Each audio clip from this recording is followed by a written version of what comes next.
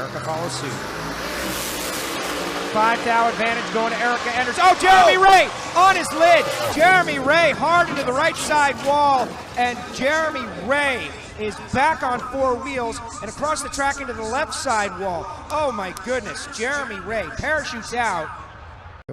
Voilà, très souvent, alors, énorme sortie, et en plus il tape pas dans les tech pro visiblement, il tape dans le mur directement. Et c'est la voiture de chez Patrick Dempsey, la malheureuse. Tout à l'heure, vous vous souvenez certainement de ce pilote japonais qui était parti 3 fois. Un replay. Voilà, on revoit.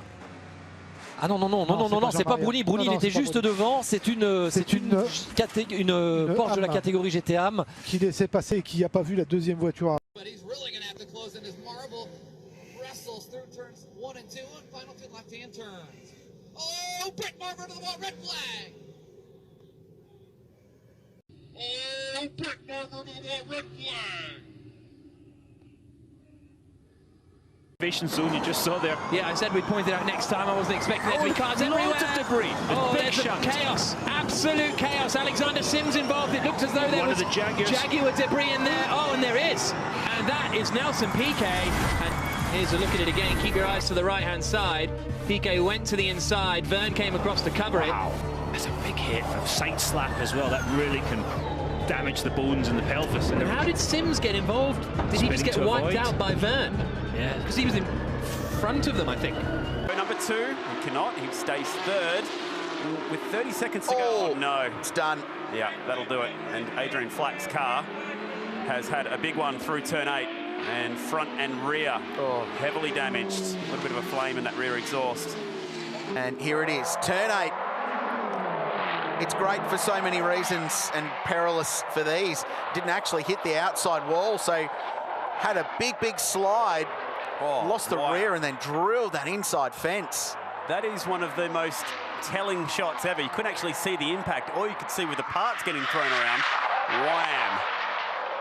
And just hit the fence there where there's the gap for the marshals to jump out, and then smashed its way down, damaged both front and rear corners. Sector for Armstrong, and it was his personal best of the race so far. Now the challenge is being unleashed. Yellow flag in sector 3.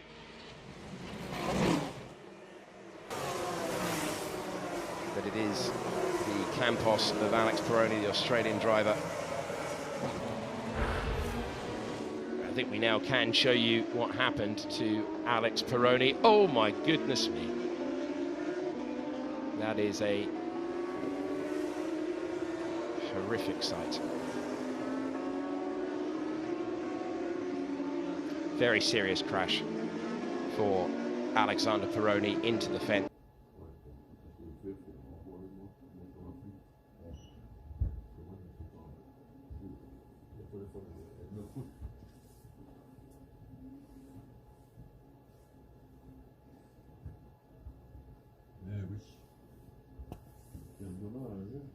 If Shieldy can, he'll get across the front of him, which he's just done. Fair play, Shieldy. He's driving ever so well this year. This is good. Nice bit of racing now. To the outside line goes Finn Green. So he's going to go for it. We've got Heathcote having a look as well at Morocco. Shield there now on the outside. Oh, Finn Green got the power down a little bit early coming out of there. That's very worrying. That's not the view that we wanted to see. It causes all sorts of problems. Heathcote's out. He catches Harry King as well. And that's going to be a red flag. Not what we wanted to see at all here at Donington Park. The officials straight away deploying the... out of the way, and it's this car coming now. I think it's Lucky Kera, but unsighted. It's one of the worst things that can ever happen to you as a driver. Sat there, look, there's the rotation. He stops, he's on the brakes hard, which you would do, but he's given Nathan Heathcote a clip who goes into the rector cell. But look, as you come through that chicane, it's a brow, but you've got a car in front of you, hits the brakes like as hard as he can to slow down, but then gets hit again by Colin White. And I've got to... 41 vehicles were at the start, but only one image sticks out from the finish. It was an almighty crash, but thankfully no one was injured. Dominic Lohr, current leader, and Sergei Kuprianov, winner of Stage 5, collided spectacularly right before the finish line. It was terrifying to watch, but very quickly all 4 of them climbed out of their Optimus buggies, apparently unscathed. Lap, open to win light. Andy Whiteley is the #1 qualifier. Andy Boll trying to take a shot.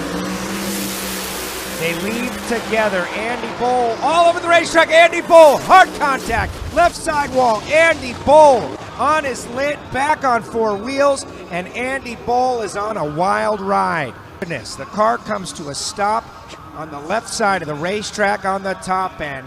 Andy Whiteley onward, but Andy Boll is on the track. Sparks coming out, and the NHRA Safety Safari is rolling. Oh my goodness, let me tell you, that was just huge contact with the left side wall.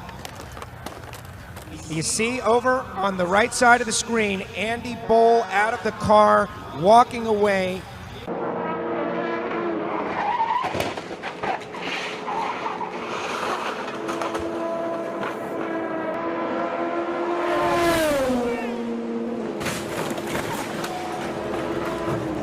À l'instant, qui a perdu. Et non, contact. Oh, ça a tapé fort, très fort. C'est terminé pour la voiture, je peux vous l'assurer. Ah oui, oui, oui. C'est terminé. Il s'est fait safety car qui entre en piste maintenant. Avec donc la voiture, la... Run 74 machines. Sometimes you just see that problem up ahead, everyone stacks up. Oh, big crash there for Algahanian. Big crash coming through turn 3. That quick little left-right transition, yeah, and Elga, yeah, it's big into the wall in that KTM crossbow. And there's a recovering Buford and Lewis. Here's what we saw the first time. There he comes, wheel already off. Yeah, so it wasn't a head-on, so it's kind of a glance, but it's into the driver's side. Yeah. I've been there. It's hard. Yep. And the interesting thing, you see all those parts coming off the car. It looks. Welcome back to Silverstone, where the cleaning up operation on the exit to Copse Corner continues. Thankfully, the riders involved in that enormous accident, Barry Teasdale and Paul McClung, are seemingly all right. One complaining of some hip pain, one suffering with a wrist injury, but the lads are conscious and being cared for. Going to end up. This is what it looked like from there, even more dramatic from front on. And Paul McClung's bike, bless him, he deserves a new one for that, doesn't he, for the displays put on. Another thankful thing, the bike didn't, when it was going through its sort of death throes, it didn't hit him again, you know, as it was destroying itself. One of the things you've got to avoid at all costs is getting hit by a bike, and when you're in the lap of the gods at that point, I mean, that's probably... I see what you mean, look, the bike landed almost beside him, ahead of him. Yeah.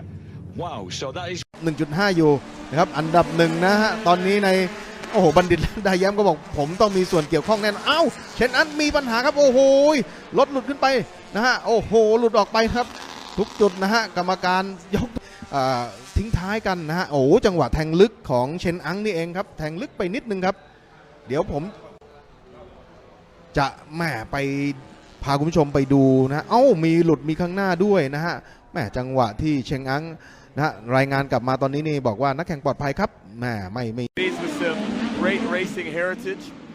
Go for a course. Oh, big ride. Upside down, Tracy Hines. Man, as far as airtime goes, he hung for a long time. Motorsports. Let's check in with them down there with Brian. Yeah, he was pretty upset and said he didn't have anything to say, but there was some damage to that right side, and I think they'll be giving up the go. So let's take a look at the big incident. So this is Jury. This is Kylie Jury. Okay, so he must be the last car there. Jesus. Something leaked. Whoa. That was quite aggressive. That looks mechanical for it to... He's come from the inside, across the grass, across the track. Now have a look from the front on. Something goes here. Yeah. Absolute passenger. Lucky not to pick anyone up. And then he drives away. Go figure, after all of that. So we can't actually see what lets go there. The circuit. That's a shame because actually Vips had done a good job up until that point. It wasn't actually his fault. The different teams, same junior driver program, but when Vip sees that back, he will be thoroughly unimpressed, and we have a car into the barrier to bring out the safety car. He's car number 5 now in your picture, with the luminous red and navy livery. On the left-hand side of your picture now, racing Alex Peroni in the Campos. And so they're going to be going side by side, and any contact at all here, I think he's and going to you turn are straight. Oh, he's got. He's gone that way. Wow. That's unusual. That is. You expect it to be a to go right. Yeah. Then he goes. Yeah, you expect it to be a front wing off the car, but into the barriers and underneath the barrier. The lap traffic has just worked perfectly for Keegan. Here comes Larson with a last-minute charge. Through the prison bend he goes. The big contact. Oh, dear me. Wow. Heartbreak Hotel. It was a move that was possibly debatable. Jamie Larson and Luke Keegan as they came off the prison bend. Dave O. Johnson behind. Oh no, and it's happened again. That's another red flag. This is where the touring cars and the Formula 3 cars have all of their mishaps. And I can promise you that we will not be restarting this race this evening. All Australian made Irving Vincent 1300. And here they come, Pridmore bike number 43 as he the back snaps away from him. He's over the bars. Oh, Bo beaten on the Irving Vincent, takes it way over the top as well. What a massive incident, Phil. Yeah, this was only on the end of lap 2, Braxy, so it'll be interesting to see what the officials do, but that was a massive crash. You can see Pridmore just lost the back end of his machine. I think we'll see a red flag stoppage now as the riders make their way down the straight. The red flag, they'll be able to fix that up. But there is a replay. The Suzuki replay showing Ralph Hudson's Yamaha going down. Pridmore just lost the back end, and unfortunately Bo Beaton, completely unsighted, had nowhere to go when he was confronted by Pridmore's number 43 machine. And that's 1 down for Team USA and 1 down for Team Australia.